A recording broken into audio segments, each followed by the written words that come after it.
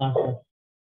मैंने क्या बोला था, close the key and take out the suitable resistance so that the potential drop across the potentiometer wire is greater than the potential that has to be measured. Suppose आपने कोई भी resistance को take out किया resistance box से, तो circuit का resistance, primary circuit का resistance fix हो गया, तो उससे बेटा एक करंट फ्लो होने लग जाएगा। जब तक आप रेजिस्टेंस को चेंज नहीं करेंगे, करंट प्राइमरी सर्किट में चेंज नहीं होगा।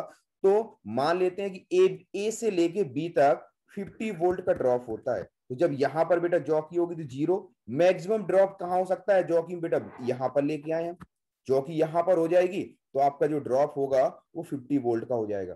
अब सपोज आपको जो मेजर करना है वो बेटा 60 वोल्ट है, तो पोटेंशियोमीटर के अक्रॉस तो बेटा से 50 वोल्ट ही मेजर हो सकता है, क्योंकि हम जो स्लाइडिंग वायर जॉकी को है वो बी पॉइंट से बाहर थोड़ी ना लेके जाएंगे। अब जितना पोटेंशियोमीटर आपका वायर है उतना ही तो लेके जाएंगे। अब आप पोटेंशियोमीटर वायर को लेके जा रहे लेके जा रहे आप यहां तक पहुंच गए, जैसे ही जॉकी को लेके आप यहां तक पहुंच गए, तो उसमें तो आपका डिफ्लेक्शन कभी जीरो आएगा नहीं गैल्वेनोमीटर से। क्यों डिफ्लेक्शन जीरो नहीं आएगा? बिकॉज इसको नल पॉइंट नहीं मिलेगा। नल पॉइंट क्यों नहीं मिलेगा? बिकॉज जो पोटेंशियोमीटर वायर के अक्रॉस पोटेंशियल ड्रॉप था बेटा वो 50 वोल्ट था। जो हमें तो ये पोटेंशियोमीटर कितना मैक्सिमम मेजर कर सकता था? सिर्फ 50 वोल्ट मेजर कर सकता था, और हमने लगा क्या दिया 60 वोल्ट का। तो इसके लिए हम बेटा करते क्या है, आपको कैसे पता चलेगा कि हमें कितना रेजिस्टेंस निकालना? आपने एक बेटा रेजिस्टेंस निकाला, रेजिस्टेंस निकालने के बाद जॉकी को बेटा ऐसे ऐसे लिया और हम स्लाइड करते जाते हैं, तो आपको पता चल जाता है कि पॉइंटर किस तरफ मूव कर रहा है। जैसे आपका गैल्वेनोमीटर का ये है आपका जीरो वाला पॉइंटर, इस तरफ को भाग रहा है कि इस तरफ को भाग रहा है। जैसे आप ले गए पहले इस तरफ को लेके गए, इधर आपका पॉइंटर आया, फिर जैसे इस तरफ ले गए तो जीरो से इस तरफ आ गया, इसका मतलब बीच में कहीं जीरो मिल रहा होगा, तो आपको चांसेस हैं कि वहां पर आपका जीरो मिलेगा। चलो हम इसको अब करते हैं। अब वर्किंग समझ लो, मैं भी आपको फिर पॉइंट वाइज पॉइंट लिखवा दूंगा और उसके बाद लेक्चर भी सेंड कर दूंगा, कुछ रह जाए तो आप उससे भी लिख सकते हैं। मुझे क्या करना है हाँ बेटा, हम लोगों को R1 के अक्रॉस पोटेंशियल मेजर करना है। तो पहले हमने K को बेटा क्लोज किया, K को क्लोज करने के बाद take out the suitable resistance so that the fall of potential या potential drop across the potentiometer wire is greater than the potential that has to be measured। अब अभी तक क्या R1 के अक्रॉस कोई करंट फ्लो हो रहा है? जब R1 के अक्रॉस इनिशियली कोई करंट फ्लो नहीं हो रहा, क्योंकि हमने K1 को ओपन रखा है। K1 को हमने ओपन रखा हुआ है, प्राइमरी सर्किट की वजह से R1 में बेटा कभी कोई करंट नहीं जाएगा। बताओ कहां से जाएगा? कहीं नहीं जाएगा। देखो हमने जैसे K1 को क्लोज किया, फर्स्ट तो हमने बेटा किसको किया? K को क्लोज किया, देन अब हमने बेटा K1 को क्लोज किया। जैसे ही बेटा K1 को हम क्लोज करेंगे, तो क्या जो आपका सेकेंडरी सर्किट है वो क्लोज हो गया? यदि ये बेटा क्लोज सर्किट हो गया, तो क्या इस वाले सर्किट में करंट फ्लो होने लग जाएगा? यदि इस वाले सर्किट में करंट फ्लो होने लग जाएगा, तो अब ये सी बात है R1 के अक्रॉस पोटेंशियल ड्रॉप आ जाएगा। अब R1 के अक्रॉस पोटेंशियल ड्रॉप आया, अब उसी पोटेंशियल ड्रॉप को हमें मेजर करना है। तो हम क्या करेंगे, जो आपके यहाँ जॉकी कनेक्टेड है बेटा, उसे ए से बी की तरफ लेके जाएंगे। हमें सपोज एक पॉइंट जे मिला, जब हमें पॉइंट जे मिला तो उस समय पर गैल्वेनोमीटर में कोई डिफ्लेक्शन नहीं था। जब पॉइंट बेटा हमें जे मिला तो उस समय गैल्वेनोमीटर में कोई भी डिफ्लेक्शन नहीं था। अच्छा, गैल्वेनोमीटर में कोई डिफ्लेक्शन नहीं था, इसका मतलब क्या हो गया कि गैल्वेनोमीटर के थ्रू कोई करंट पास नहीं हो रहा है। मतलब डी पॉइंट से लेके जे पॉइंट के बीच में कोई करंट फ्लो नहीं हो रहा है। दो पॉइंट्स के बीच में बेटा करंट कब नहीं फ्लो होता है? जब मैं ये बोल दूं कि जो डी पॉइंट का पोटेंशियल है और जो जे पॉइंट का पोटेंशियल है वो इक्वल है। Yes sir. अच्छा, ए और सी को तो हमने कनेक्टिंग वायर से कनेक्ट किया गया है, तो बेटा ए और सी का पोटेंशियल तो वैसे ही इक्वल है। तो क्या मैं ये बोल सकता हाँ हूं सर। तो R1 की अक्रॉस बेटा पोटेंशियल ड्रॉप है, वही पोटेंशियल, ये पोटेंशियल ड्रॉप किसके अक्रॉस होगा? It this potential drop is equal to the potential difference across the potentiometer wire of length AJ. बोलो। यस सर, कैसे? हाँ सर। ऑब्वियसली बात है बेटा, जब करंट फ्लो नहीं हो रहा तो ए और सी का पोटेंशियल सेम हो गया और जे और डी का पोटेंशियल सेम हो गया, मतलब potential difference across C D is equal to potential difference across A G. अब जो यहाँ स्केल लगी हुई है बेटा, हमने तो 100 सेंटीमीटर तक मान ली, कितनी भी हो सकती है, ठीक है ना, अकॉर्डिंग टू क्वेश्चन। हमने एक सिंपल 100 सेंटीमीटर ले ली।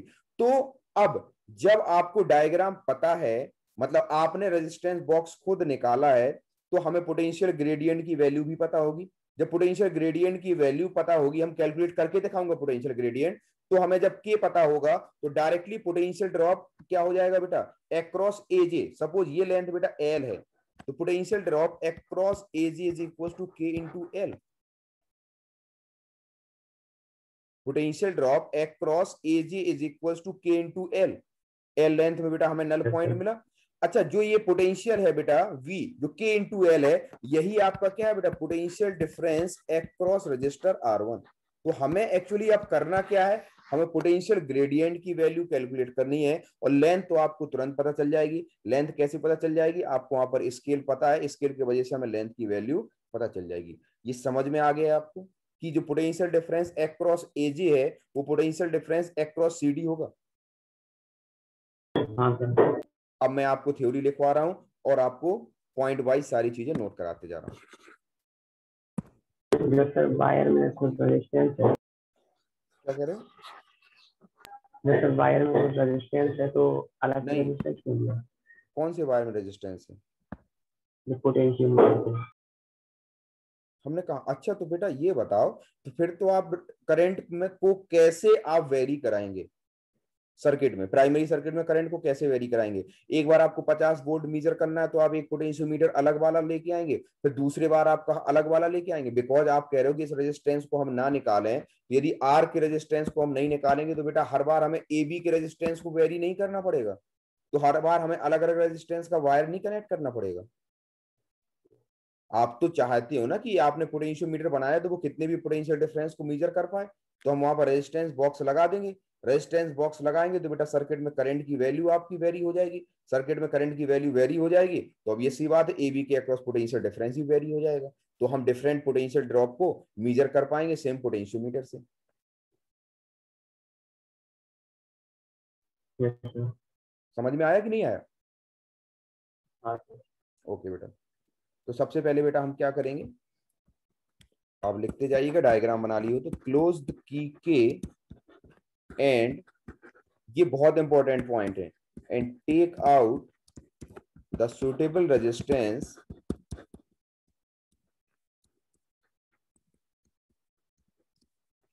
from resistance box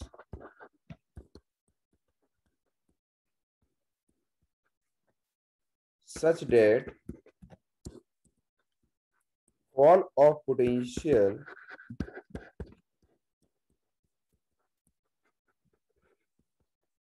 across the potentiometer wire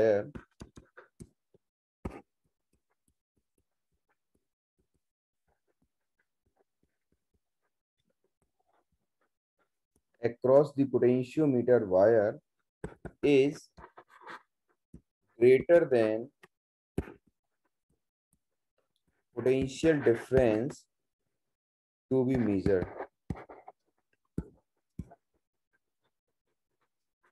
अब नेक्स्ट स्टेप में बेटा क्या करेंगे, क्लोज की K1।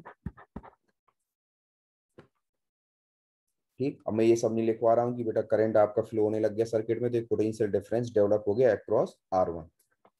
Adjust the position of jockey, मैं हर बार इनको भी नहीं लिखवाऊंगा, एक बार लिखवा रहा हूं, on potentiometer wire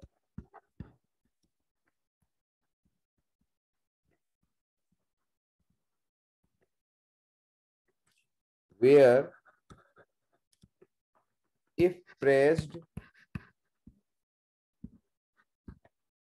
the galvanometer shows no deflection।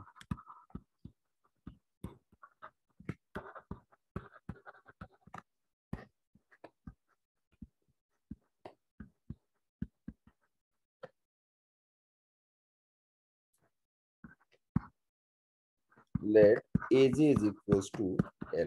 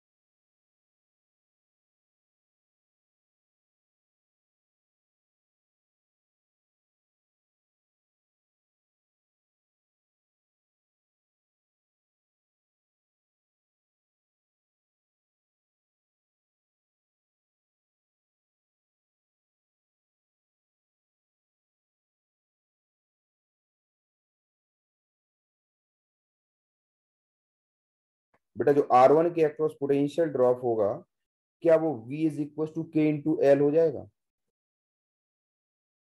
कोई डाउट किसी को? हाँ सर। अच्छा, पोटेंशियोमीटर वायर तो बेटा फिक्स है, पोटेंशियोमीटर वायर फिक्स है, उसकी लेंथ फिक्स है, तो ऑब्वियस सी बात है इसका जो रेजिस्टेंस है वो फिक्स हो गया। तो if R is the resistance of potentiometer wire, ध्यान रखना बेटा उसमें रेजिस्टेंस क्या था मीटर ब्रिज में, per unit length. If R is the resistance of potentiometer wire, current in the primary circuit बेटा कितना हो जाएगा? Current through the potentiometer wire,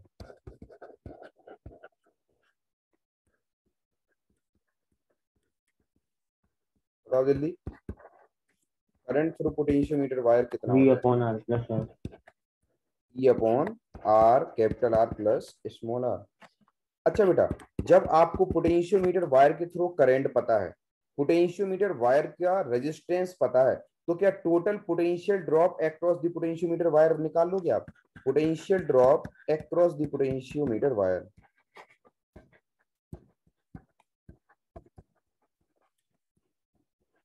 तो मैं बेटा क्यों निकाल रहा हूं ऐसा? क्योंकि पोटेंशियल ग्रेडियंट की वैल्यू क्या होती है बेटा? पोटेंशियल ग्रेडियंट की वैल्यू होती है K is equal to V, मतलब total potential drop upon total length of the wire. तो हमें पोटेंशियोमीटर वायर के अक्रॉस कितना पोटेंशियल ड्रॉप है, तो बेटा I इंटू R हो जाएगा। I हो गया करंट जो पोटेंशियोमीटर वायर से फ्लो हो रहा है, और बेटा स्मॉल r क्या हो जाएगा? Resistance of the potentiometer wire. तो ये हो गया बेटा E upon capital R plus small r into R। अब ये बताओ, अब मुझे पोटेंशियल ग्रेडियंट कैलकुलेट करना है, तो क्या ये टोटल बेटा पोटेंशियल ड्रॉप है, total length of the wire capital L मान लें, तो पोटेंशियल ड्रॉप को कैपिटल L से डिवाइड कर देंगे, तो क्या आपको पोटेंशियल ग्रेडियंट की वैल्यू पता चल जाएगी? तो potential gradient is equals to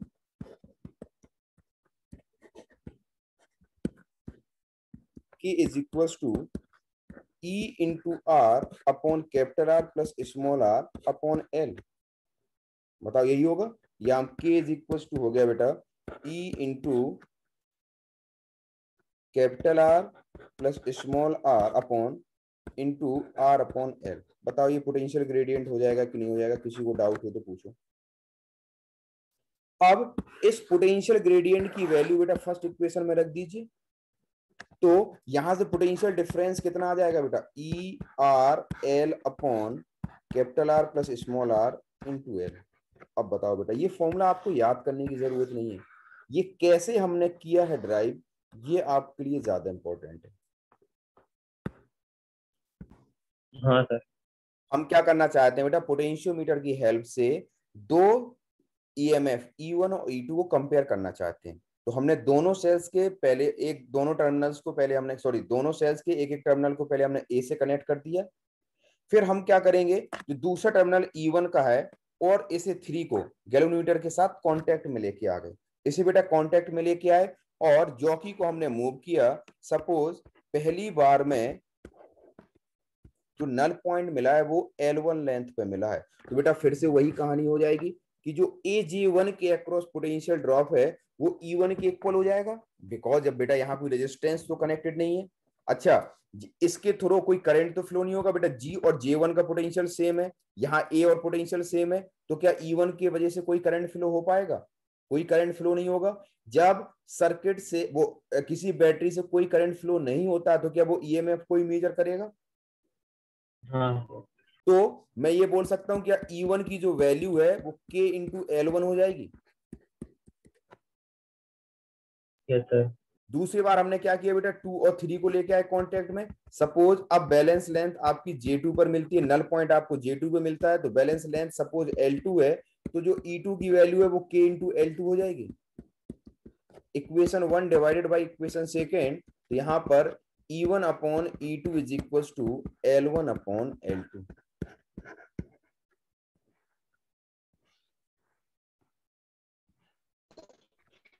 ये हो गया। सेकंड केस में सर मतलब हटा दिया क्या? हाँ, 1 और 3 के कॉन्टेक्ट को हटा दिया। एक्चुअली ये क्या होता है, इस टाइप का अरेंजमेंट है, एक की टाइप की होती है। पहले उसे 1, इतना गैप नहीं होता 1 और 3 के बीच में जितना मैंने यहाँ दिखा दिया, ये क्या होता है, एक पे थोड़ा सा गैप होता है, अब उसको की को हमने ऐसे ऐसे इंसर्ट किया तो 1 और 3 कांटेक्ट में आ जाएंगे। 1 और 3 से की को रिमूव किया और 2 और 3 वाले होल के पास इसको इंसर्ट कर दिया तो फिर 2 और 3 कांटेक्ट में आ जाएंगे। पहले 1 और 3 कांटेक्ट में, तो E1 जो होगा बेटा, जो यही पोटेंशियल जो E1 है वो K इंटू L1 के अक्रॉस हो जाएगा।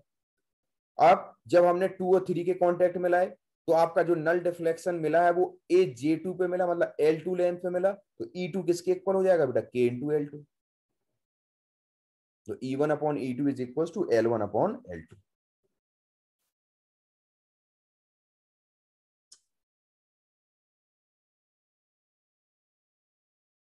क्लियर सभी को? सर बैटरी और जो सर वो